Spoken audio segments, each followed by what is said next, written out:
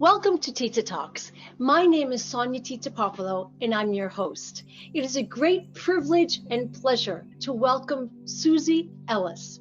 Susie is the chair and CEO of the Global Wellness Institute and the co-founder, chair, and CEO of the Global Wellness Summit. The Global Wellness Institute is known for its pioneering research, wide-ranging initiatives, international roundtables, authoritative, incredible, extensive, and reliable wellness information. Susie sits on numerous academic and industry boards and received her MBA from UCLA. The Global Wellness Institute is recognized as the global wellness authority and resource for businesses and organizations dedicated to ensuring optimal well-being for humanity, and this year's Global Wellness Summit will take place in Palm Beach, Florida, at the iconic Breakers Hotel from November 8th through the 11th. The summit is a global call to action for more comprehensive and inclusive wellness concepts to remake the world post-pandemic. Today, we are talking about the healing power of wellness, a self-care tool for you. Welcome to Tita Talks, Susie. Thank you, Sonia. Thank you for having me. I'm delighted to be speaking with you. What did you do to care for yourself at home in Miami, Florida during the COVID-19 pandemic quarantine? And what are you doing now as we move forward? Well, I had just returned from a trip. I had gone to Bhutan, actually, on a trip with a group. And we came back, I think it was at the beginning of February. So it was right then when things started locking down. And so I think, like everyone else, it was a little bit of an adjustment to all of a sudden, I'm not traveling. And so I recognize that I have to do the very things that we've been teaching all along, which is taking care of myself. So I made sleep a priority. That always helps me a lot. I made eating healthfully a priority, although I have to say at the very beginning, I didn't do so well with that. I'm doing better with that now, sort of the second. And the same thing with exercise, because our gym closed. And so, I went out for a walk, but, after working out more regularly. And I do meditate, so I made sure that, kept up. So I would say I just sort of kept up. But the other thing I did right in the beginning, because I know for myself, what helps me stay balanced is connecting with other people, and especially my family. So I made a little bit more of an effort to reach out, emails, phone calls, and so on. So that was in the beginning. And then my husband and I, for the first time, were just spending a lot of time together. And I was not getting on a plane, which I was doing, every month. I was traveling so much. So that all stopped. And I have to say, I kind of got into it. I enjoyed it. Now, more recently in the pandemic, I would say now that my gym is open, I realized that I have to be more active. So I stepped up the activity, and I started going back to the gym. And I also reached out, to family and so on. But I also really very much kept working. That's the one thing that, we've always worked remotely with the Global Wellness Summit planning and the Global Wellness Institute. We have a team of about 10, and we've been remote from in different parts of the country for years. So that was not an adjustment we needed to make. We were already, very successful with our regular meetings and so on. So we just kind of kept that going. And so, and then as far as business goes, and I don't want to over talk here, but we immediately felt that the connection piece, which we feel is very important as part of our DNA with the Summit and Institute, we felt it's important for our network. So we immediately started doing wellness master classes. We started gathering. In fact, we were doing 3 a week, different parts of the wellness bubble, the thermal mineral springs group, and the beauty initiative group, and the hospitality part, and all the 10 different parts. We started hosting meetings with those groups to just connect with each other and to help each other find out what's going on in other parts of the world. So I would say that was a very early on reaction that turned out to be a really good silver lining, actually. So how has COVID-19 affected your work and creative process? Well, certainly, one of the things, the summits, our tagline, our motto or mission is joining together, shaping the future.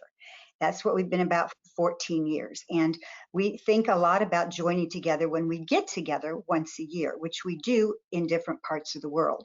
So as you mentioned, this year we'll be in Palm Beach, but we were supposed to be in Tel Aviv. And last year we were in Singapore, and we've been in India and Bali and Italy. We've been, all over the world. So the DNA of joining together, shaping the future, is still very much front and center. And the Institute mission is empowering wellness worldwide. And so staying focused on our mission, we recognized that we needed to do a pivot, which is to start connecting virtually. And so that's what we did right away. And we basically added, we didn't know at that time, as you might remember, how long this lockdown would last. And I don't think we thought it would last this long. So, we thought, oh, maybe a month, maybe 2 months. So we immediately started connecting with people. And what happened is we had our first Zoom call. I thought, oh, gee, we might have 40 or 50 people, which seemed like a lot, because we're used to our internal meetings being 10 or 15. And then we started having 100 people, 200 people, 300 people. We had to buy more Zoom time. And we had up to 1,200 people who RSVP'd for our wellness master classes. So what we did is our team stayed together, and we went more virtual with our network. And then there's one other thing that we did, and I have to credit Nancy Davis, who's she's my right-hand person. We really work together. She's our Chief Creative Officer and Executive Director. She suggested that we do a meeting once a week with our team where we are not working, but that we are just sharing, personal things. And that turned out to be a really good idea. We do that. We did it every Wednesday for about 2 months, and then we went to every other week. And we do it every other week now. It's what we call our virtual brunch. And we just shared, we have different topics, but it is not work related. And that has been great because we've connected with each other more. We know each other better. We're more of a team. It's been really a positive. So that was a silver lining work-wise that I don't even think we would not do once the COVID issue might be in our rear view mirrors. That is just wonderful. I love that. I love that. Now, I know, as you just mentioned, the Global Wellness Institute is a 501c3 nonprofit organization with a mission to empower wellness worldwide by educating public and private sectors about preventative health and wellness.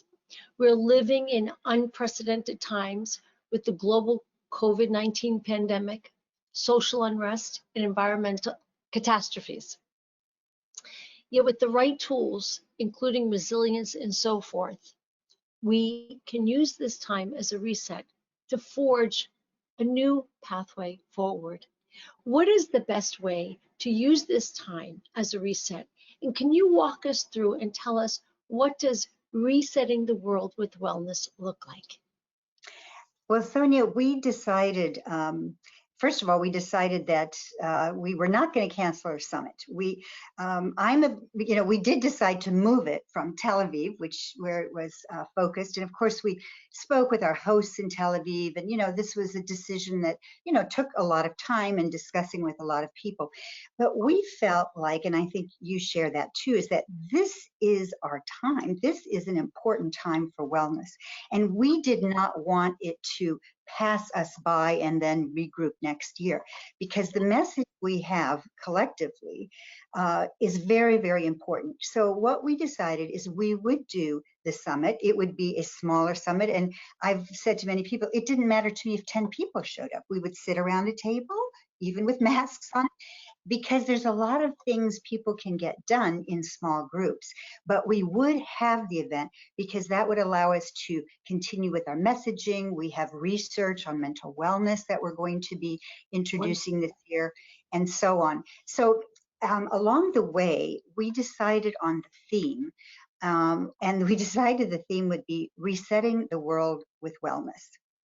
And the reason for that, and it'll take just a minute for me to explain that, but I think it's kind of important how we came up with that, because that title was actually the title that was selected by our researchers. The Global Wellness Institute, we have 3 researchers on staff, Catherine Johnston and Ophelia Young and Tonya Collender. And they were asked, our institute was asked by the Vatican to contribute to their future vision of health. The Pope was looking forward and seeing that, wow, health needs a reset. Health needs, well, he didn't use the word reset, but he wanted to have a new vision. And so he was told that he should, when it comes to wellness, he should get in touch with the Global Wellness Institute, because we've done a lot of research. So the Vatican got in touch with us, asked us to contribute 9 white papers. And so our research team did exactly that. They wrote white papers on various topics. And when they submitted the outline, they decided we're going to call it Resetting the World with Wellness. And they loved the title. We loved the title. And we thought, that's really a great challenge that we can all get behind, resetting the world with wellness. And I look at it as with wellness as a priority, that instead of making money as a priority, or getting on airplanes and flying all over, or whatever people are doing, that wellness would be a priority, and then all the other things can come after that. So that's how the title came about. And since that time, I would say that resetting ourselves with wellness is probably the place to begin. Resetting our personal wellness is a good place to start, because once we do that, then it's sort of it affects our families, it affects our business, it affects other people. So that's where resetting the world with wellness came about. Isn't it Emerson who I believe said, health is our first and most important wealth? So our philosophy is that true self-care relies on utilizing all 4 pillars of a healthy lifestyle. That's exercise, nutrition, rest, healing, and mindfulness meditation. This is our formula for health, happiness, and longevity. When these 4 pillars are in alignment, we achieve harmony and equilibrium. What is your daily wellness routine, and what self-care tools do you use on a daily basis? Well, I love your 4 pillars, because they certainly align with what we talk about. And exercise is one of them that I either do now it's a walk run, not just a walk, or work out in my gym. And I live in a building, actually I live at the Epic in Miami, that has an exhale, which is one of the reasons we purchased a condo there, because they have a fabulous workout, and they have massages, and it's a spa there. So that kind of lifestyle really works for me. And so I do either work out in the gym, or I do my walk run. I do make healthy choices now, much better. My husband, fortunately, is a great cook, loves to cook. So I work mostly during the day and he has something ready for me to eat when I come home. So nutrition is important. As I mentioned, sleep, we go to bed early and, we have this routine between us that we do not wake each other up. If someone is sleeping, we have these eye masks we wear, it's quiet, we have the cool room, all the things for good sleep hygiene.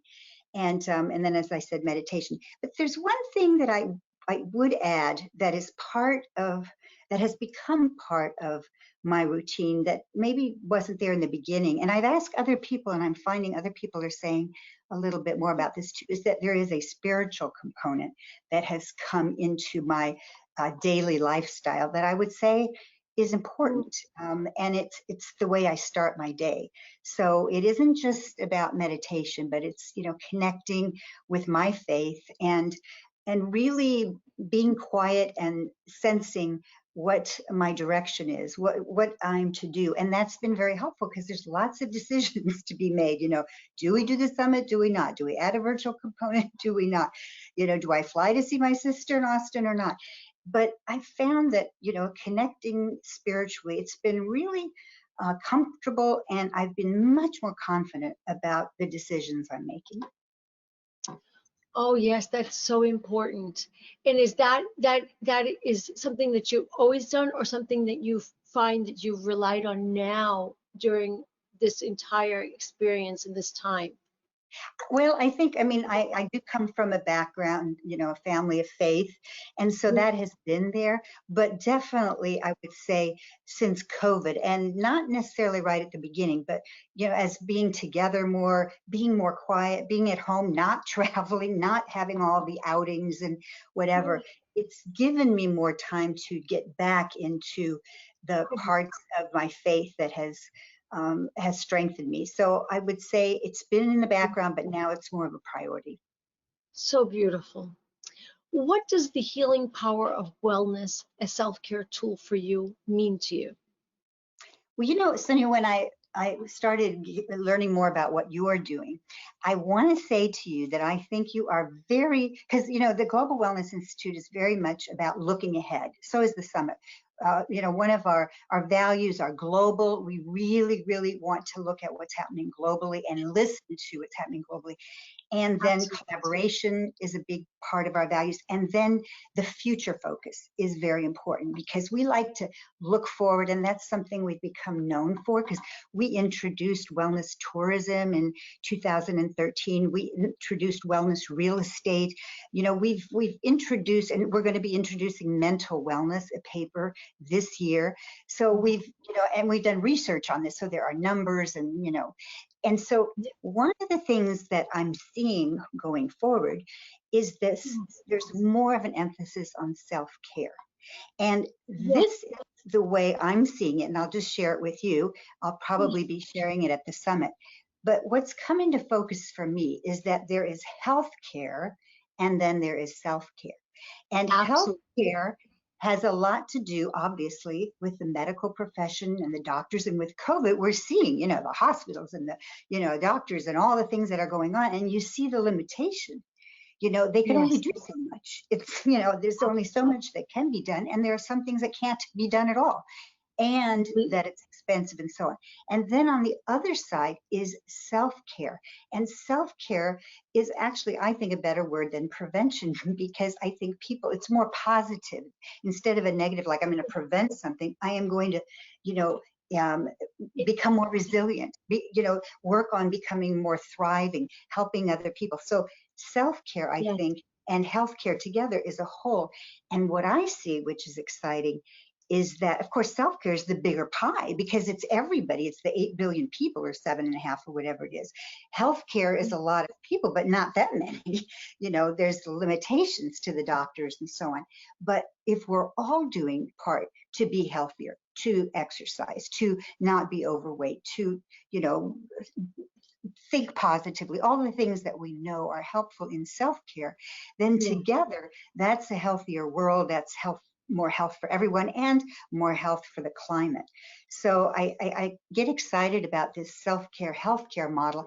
I have found that people get that a little better than if you start talking too much about wellness and medical. They don't really see necessarily the distinction.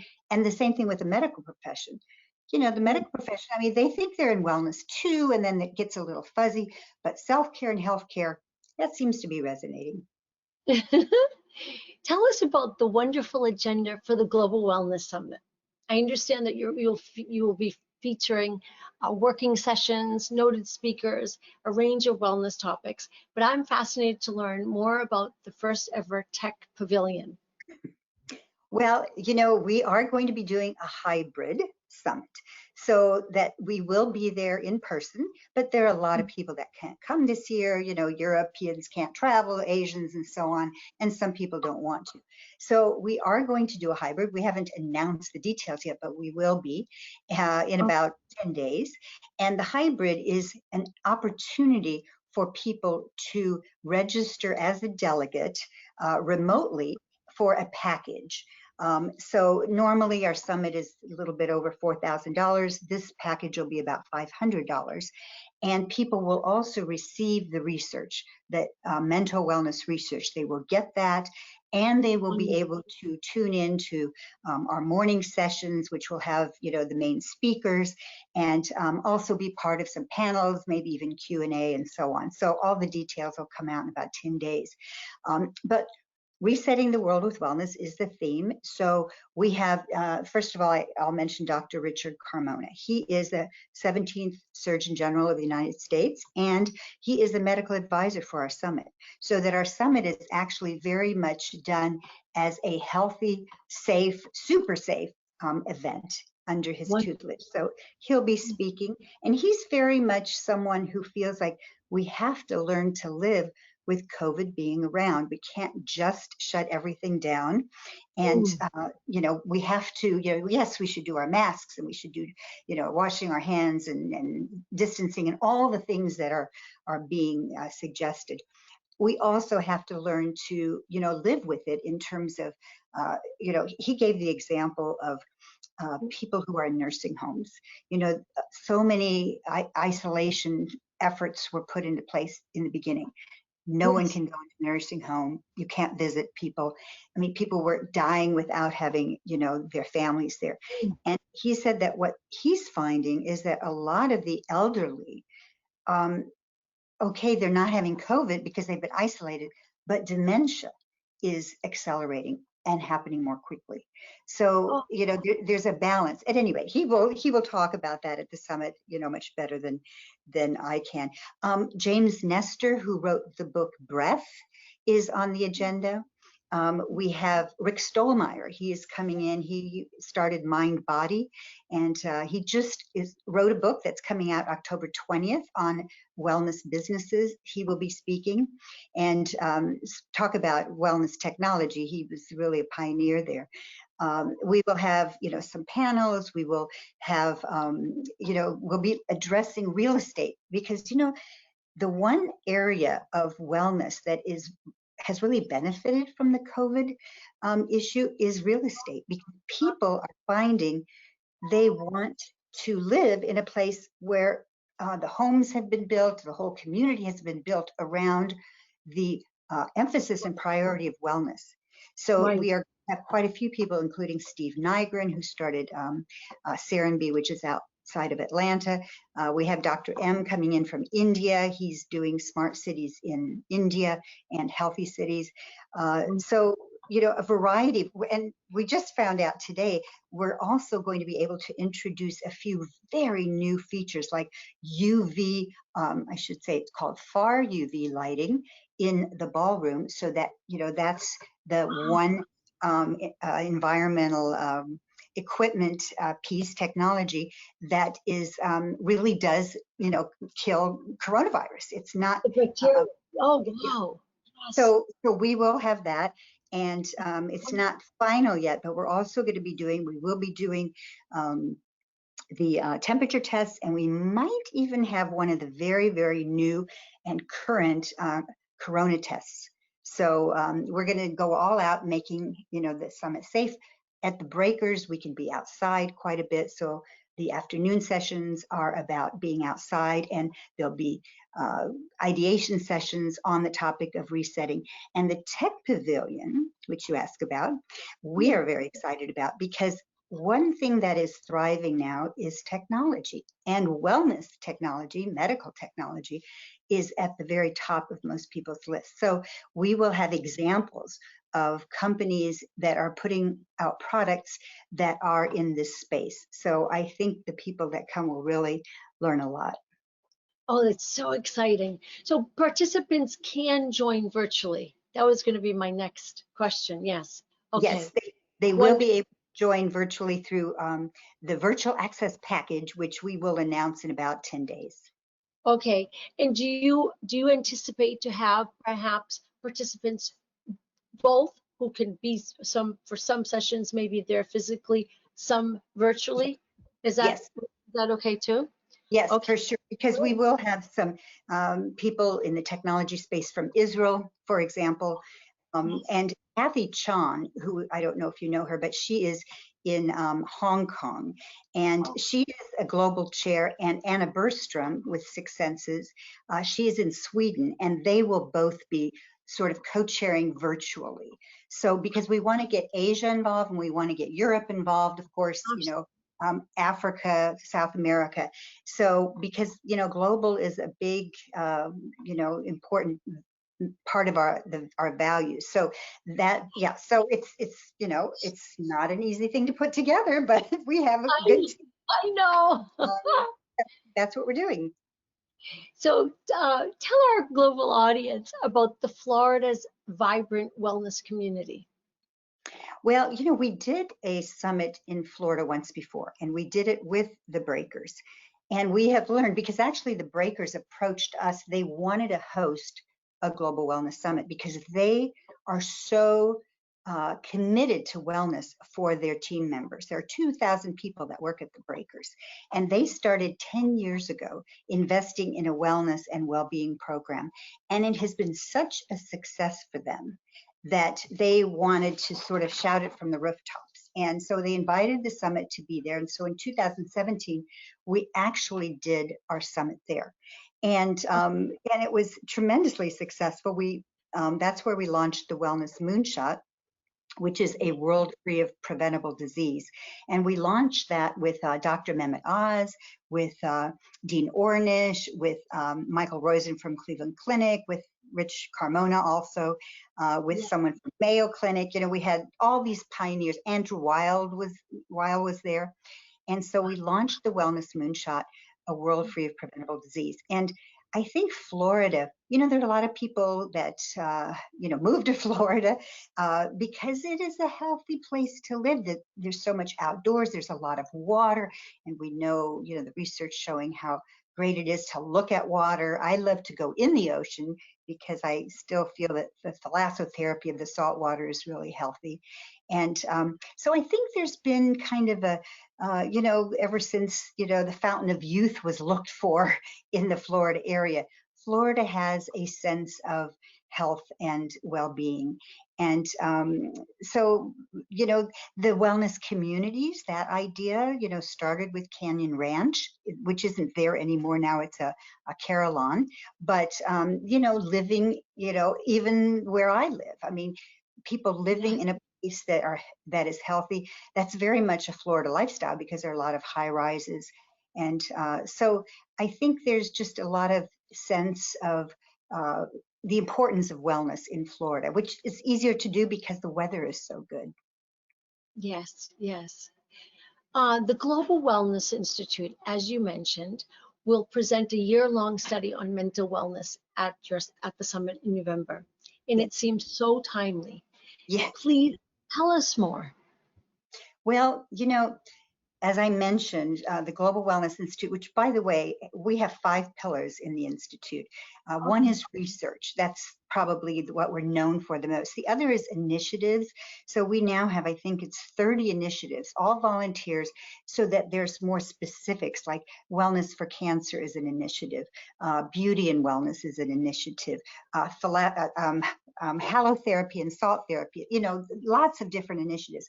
And then we do roundtables, and then we have a website called Wellness Evidence, where people can find the actual evidence in the medical journals for the different modalities under wellness, like, acupuncture, massage, sauna, and so on. And then the fifth pillar is the wellness moonshot. So the research. So we started research, 12 years ago, and have found that it really has helped shape the industry, because we've given our research away that so that it has helped create momentum for the whole wellness movement.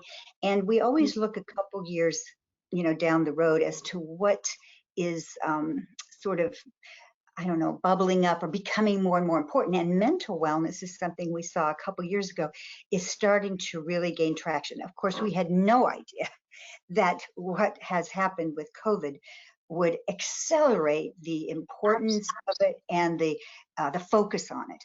But nevertheless, our researchers, they spend an entire year researching. And so I just spoke with them a couple weeks ago, because they're winding down the, write-up now, and it'll be going to, the design phase soon. And they are so excited about this, because what it's doing, and we've been through this before, we went through this exactly with wellness tourism, because when we announced wellness tourism, there was medical tourism. So people kind of understood that. But wellness tourism, 2013, that was not really on the map. So we helped define it and distinguish it. And now what's happening with mental wellness is there is a need to distinguish that from, say, mental illness or mental health, because there is mental health and there's a continuum there. But mental wellness is also a part of self-care, for example, where we are taking care of ourselves mentally. And it's really important. So the whole research study is helping define those terms and giving examples in different buckets of what's included. Meditation is one of them, sleep health, coaching, different pieces of what is incorporated in mental wellness that, again, people can choose to do themselves. It's not something you have to rely on a medical professional, but still giving credit and validity to the importance of the medical profession and what they are doing with mental health and mental illness. Of course, of course.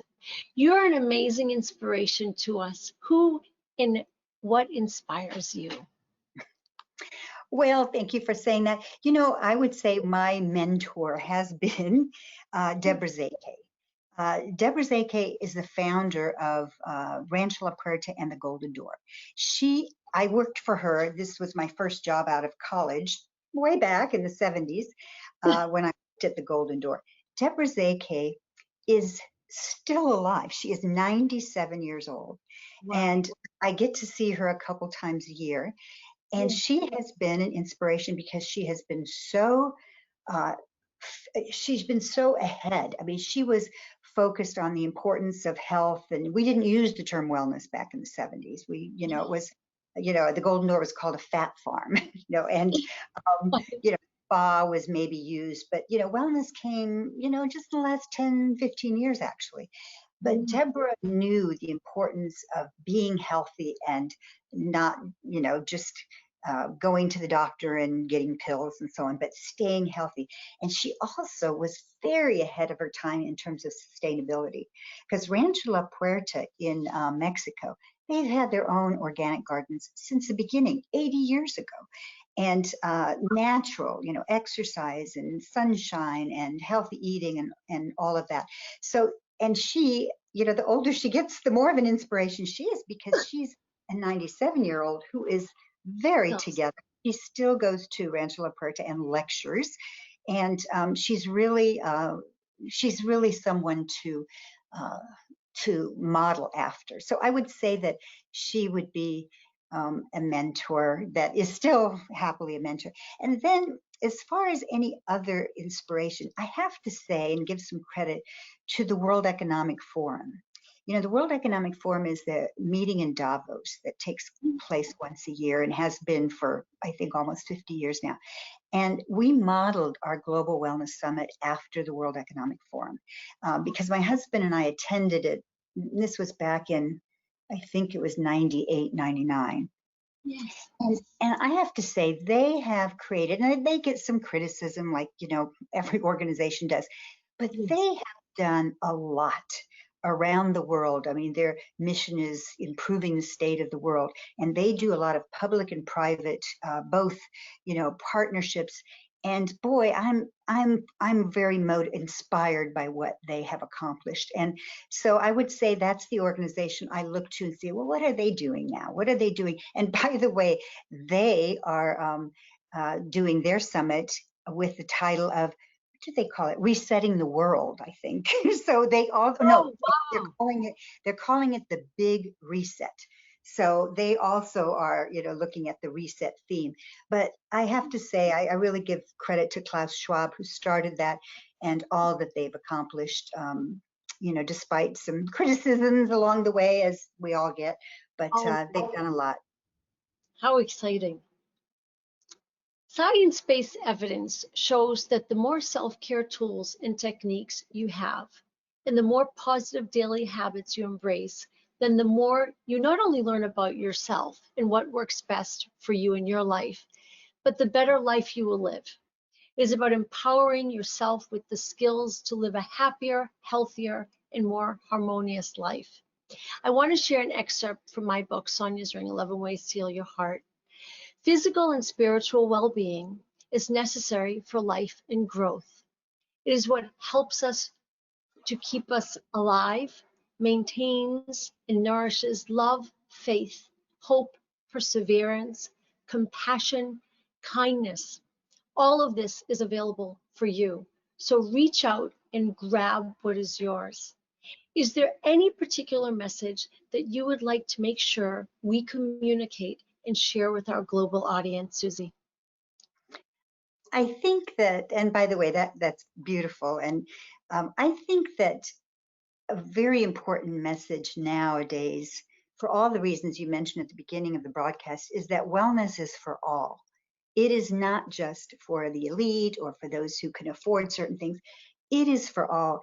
And those of us who maybe have some resources, we have to make sure that wellness is available, and we have to reach out so that wellness becomes something for all people and for the planet. And that's the one thing I think COVID has shown us, is that just because we are well, it is important that our neighbors are well, or someone we meet on the streets or in a subway or whatever. Everyone needs to be well and deserves to be well. So I think the message going forward is wellness for all and wellness for the planet, and that we're all responsible for helping make that happen. Thank you, Susie. Thank you for joining us on Tita Talks, and thank you for discussing the healing power of wellness, a self-care tool for you. Thanks for having me, Sonia. Thank you.